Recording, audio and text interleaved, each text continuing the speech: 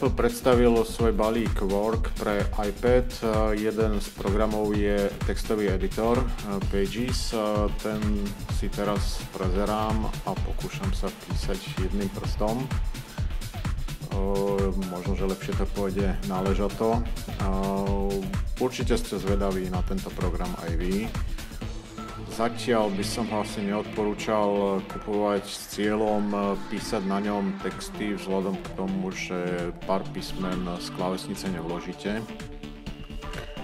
A naviac mne osobne sa nepáči tento systém vkladania diakritiky. Dosť to zdržuje a potrebujem mŕtvý kláves, tak ako býva na bežných klávesniciach. Zaujímavá otázka je možnosti exportu z tohto textového editoru. Tie sú veľmi jednoduché.